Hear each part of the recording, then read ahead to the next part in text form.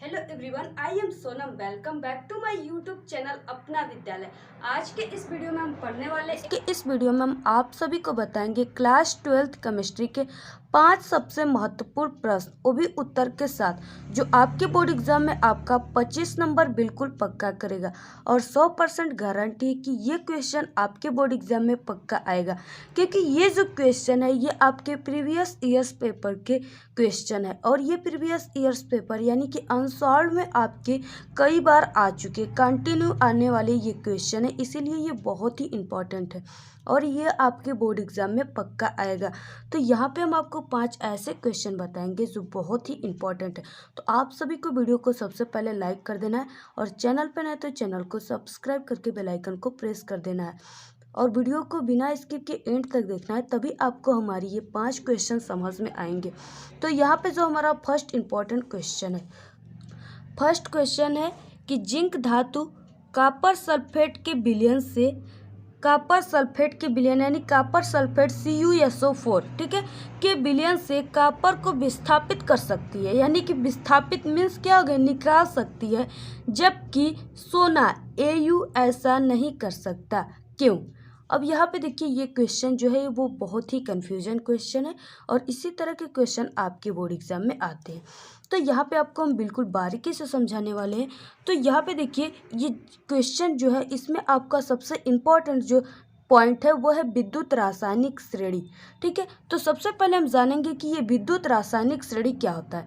तो देखिए जो धातु होते हैं, ठीक है, या तत्वों को उनके बढ़ते हुए क्रम में जब रखा जाता है, ठीक है, इस तरीके से बढ़ते हुए क्रम में जब रखते हैं हम, तो एक क्या होता है कि श्रेणी प्राप्त होती है, ठीक है, एक क्या होता है, श्रेणी प्राप्त होती है। इस तरीके से रखेंगे तो एक श्रेणी नुमा प्राप्त होगी, इसी को कहते हैं विद्युत रासायनिक श्रेणी, ठीक है।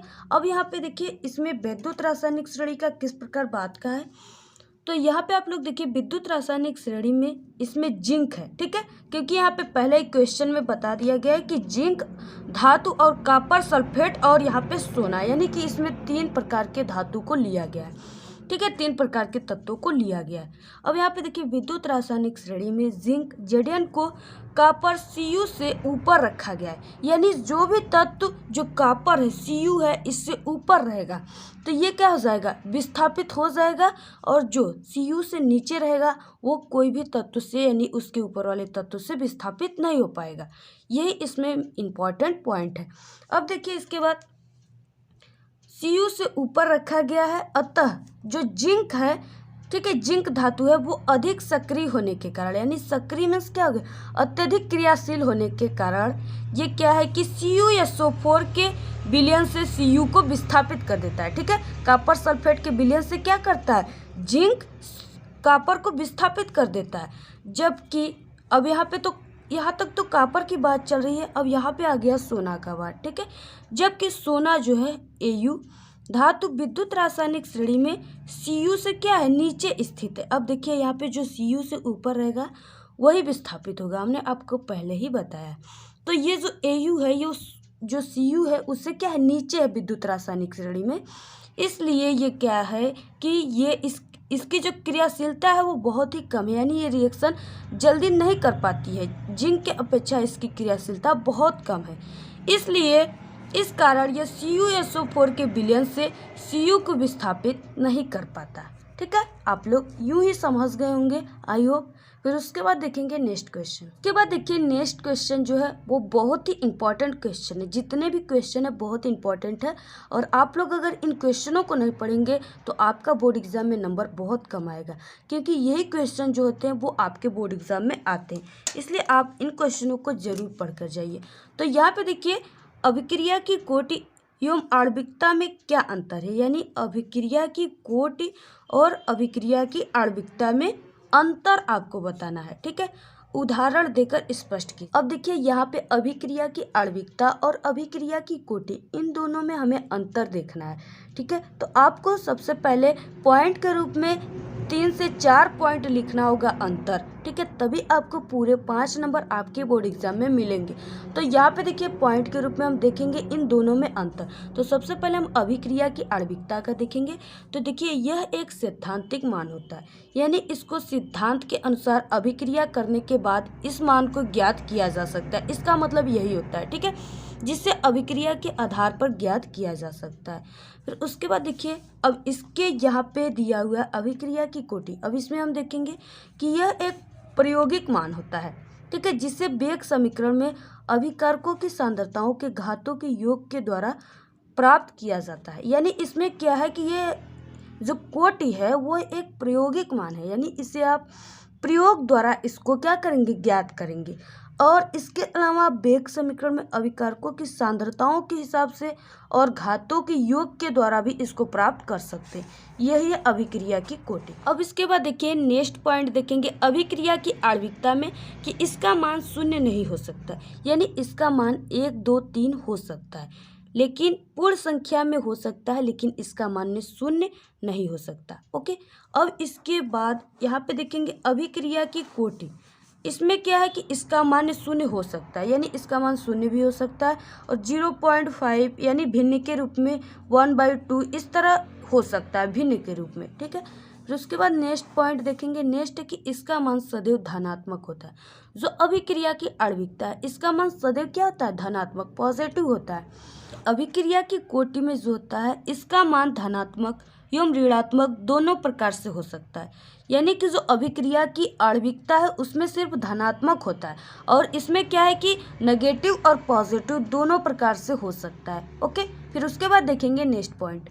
उसके बाद देखिए नेक्स्ट है कि इसका मान सदैव एक पूर्ण संख्या यानी कि 1, 2 अथवा 3 होती है, जो कि अभिक्रिया की आणविकता की मान होती है। अब इसके बाद देखेंगे अभिक्रिया की कोटि का मान कि उसका मान किस तरीके से होता है। अब यहाँ पे देखिए अभिक्रिया की कोटि, इसका मान पूर्ण संख्या या भिन्नात्मक संख्या दोनों प्रकार से हो सकता है, यानी 1, 2, 3, ठीक है, 1, 2, 3 और इस तरीके से, और 0.5 इस तरीके से भी हो सकता है, यानी दोनों तरीके से इसका मान हो सकता है। फिर उसके बाद देखिए हम इसके कुछ एग्जाम्पल देखेंगे। तो यहाँ पे देखिए हम देखेंगे अभिक्रिया की आणविकता में एग्जाम्पल, यानी इसमें कैसे किस तरीके से आपको रिएक्शन के माध्यम से हम समझाएंगे। तो यहाँ पे देखिए जैसे हम H2O2, ठीक है, इसका नाम क्या है, हाइड्रोजन पेरोक्साइड है, ठीक है। अब यहाँ पे हम इसको क्या कर दिए कि गर्म कर दिए। इसको जब गर्म कर दिए तो ये क्या हो गया, H2O प्लस यहाँ पे 1/2O2, ठीक है, क्योंकि हमें इसको क्या कर दिए 1/2, क्योंकि इसको बैलेंस करने के लिए, क्योंकि ये दो है, ये 2 से कट जाएगा, बाकी यहाँ पे एक ही ऑक्सीजन बचेगा, ठीक है। तो यहाँ पे देखिए ये क्या है कि हाइड्रोजन पेरोक्साइड है, उसका एक अणु भाग क्या कर रहा है, ले रहा है यहाँ पे, इसी को कहते हैं अभिक्रिया की आणविकता। अब इसके बाद देखिए नेक्स्ट देखेंगे अभिक्रिया की कोटि। इसमें क्या है कि जैसे यहाँ पे H2 हो गया और प्लस Cl2, ठीक है, क्लोरीन। अब इसको हम क्या कर दिए, यहाँ पे Hb अल्ट्रावायलेट रे के उपस्थिति में, अब ये क्या बना देगा 2HCl, क्या बना देगा HCl, यानी कि हाइड्रोक्लोरिक अम्ल। अब इसको बैलेंस करने के लिए, क्योंकि 2 हाइड्रोजन 2 क्लोरीन है, इसलिए हमने यहाँ पे 2 लगा दिया, तो ये क्या बन गए, हाइड्रोक्लोरिक अम्ल। इसको क्या कहते हैं, अभिक्रिया की कोटि। उसके बाद देखिए नेक्स्ट क्वेश्चन। इससे पहले कि मैंने केमिस्ट्री की कई इंपॉर्टेंट वीडियो चैनल पे अपलोड कर दी, अगर आप अभी तक नहीं देखे तो जाकर देख सकते हैं चैनल पे, या आप लोग प्लेलिस्ट में भी जाकर देख सकते हैं। इससे पहले मैंने 35 इंपॉर्टेंट, जो कि आपके पूरे केमिस्ट्री पूरे बुक से फर्स्ट और सेकंड 35 इंपॉर्टेंट टॉपिक भी बता चुके। अगर आप लोग वो टॉपिक नहीं पढ़े हैं तो आप लोग ज़रूर देख लीजिएगा, क्योंकि वो टॉपिक अगर आप लोग पूरा तैयार कर लेंगे तो आपका 70 में 70 पूरा नंबर आने से कोई भी रोक नहीं सकता। तो इसलिए आप लोग वो टॉपिक को भी तैयार कर लीजिएगा। और बात रही रिएक्शन की, तो पूरी 12th केमिस्ट्री की फर्स्ट सेकंड दोनों की रिएक्शन चैनल पे संपूर्ण तरीके से अपलोड है। आप लोग अगर पूरे रिएक्शन को देख लेंगे तो उसके बाद आपको कोई रिएक्शन पढ़ने की ज़रूरत ही नहीं है, ठीक है। तो आप लोग ज़रूर जाकर देख लीजिएगा। फिर उसके बाद देखिए नेक्स्ट है कि रेडॉक्स विभव क्या है, विद्युत रासायनिक श्रेणी की 2 उपयोगिता लिखिए। ये रहा हमारा नेक्स्ट क्वेश्चन। तो इसका आंसर क्या हो जाएगा कि रेडॉक्स विभव किसे कहते हैं, पहले ये आप लोग जानिए किसी सेल में ऑक्सीकरण, ठीक है, ऑक्सीडेशन मीन्स की ऑक्सीकरण तथा अपचयन अभिक्रिया होने पर, ठीक है, धातु तथा विलयन में उपस्थित आयनों के मध्य क्या होता है, स्थापित होने वाले साम्य विभवांतर, ठीक है, स्थापित होने वाले साम्य विभवांतर को ही रेडॉक्स विभव कहते हैं।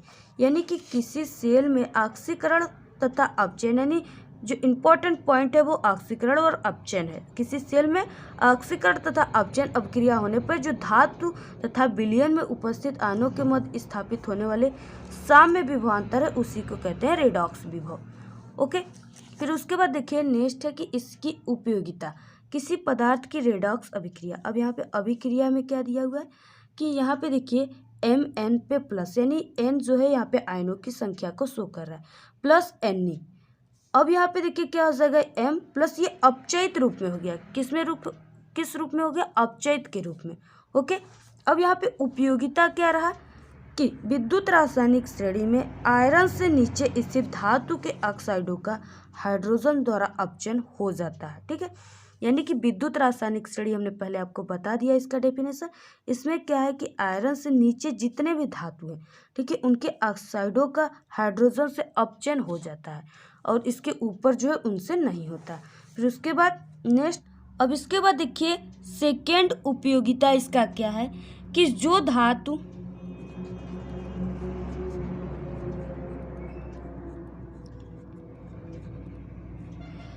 धातुएं हाइड्रोजन H से दुर्बल अपचायक है, ठीक है, उन्हें श्रेणी में हाइड्रोजन H से नीचे रखा गया है। यहाँ पे देखिए जो धातु हाइड्रोजन यानी H, ठीक है,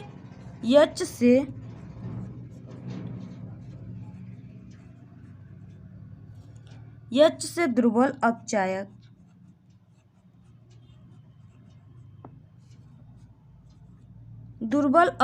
हैं, ठीक है, उन्हें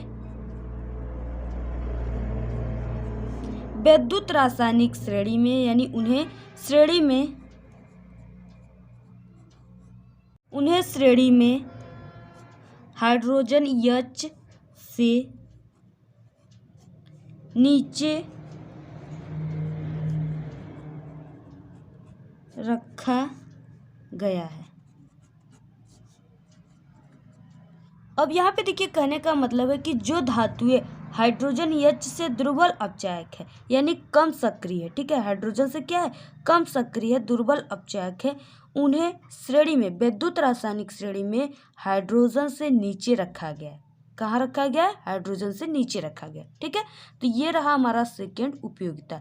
अब उसके बाद देखिए नेक्स्ट क्वेश्चन देखेंगे। देखिए नेक्स्ट क्वेश्चन है कि चालकत्व को परिभाषित कीजिए तथा चालकत्व एवं प्रतिरोध में संबंध स्थापित कीजिए या संबंध बताइए, ठीक है। तो यहाँ पे देखिए पहले हम चालकत्व को परिभाषित करेंगे, यानी चालकत्व की किसे कहते हैं ये जानेंगे, फिर उसके बाद हम इसका संबंध देखेंगे। तो यहाँ पे देखिए किसी विद्युत अपघट्ट की जलीय विलयन में विद्युत धारा जब हम इलेक्ट्रिक करंट को प्रवाहित करते हैं, ठीक है, करने की क्षमता को ही उसका विद्युत अपघटनीय चालकत्व कहलाता है। यानी कि किसी विद्युत अपघट्ट की जलीय विलयन में जब विद्युत धारा, यानी जो विद्युत धारा को प्रवाहित करने की जो क्षमता है, ठीक है, पावर है, उसी को ही विद्युत अपघटनीय चालकत्व कहलाती है, ठीक है।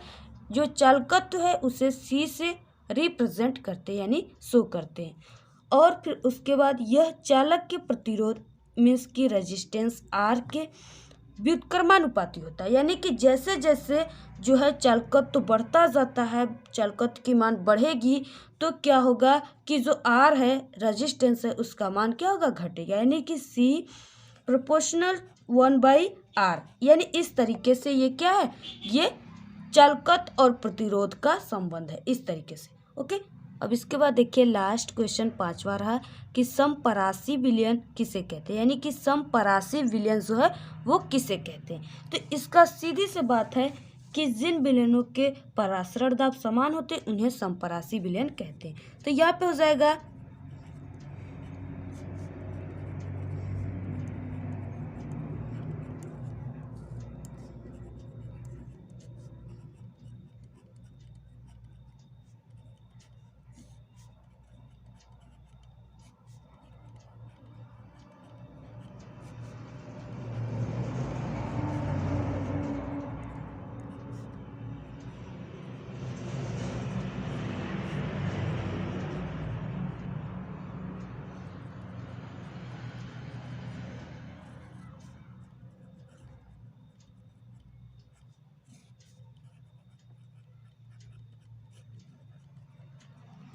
अब यहाँ पे देखिए कहने का मतलब ये है कि समपरासी, इसका मतलब ये है कि समान, ठीक है। यानी जिन विलयनों के परासरण दाब जो है वो समान होते हैं उन्हें ही समपरासी कहते हैं, ठीक है, समपरासी विलयन कहते हैं।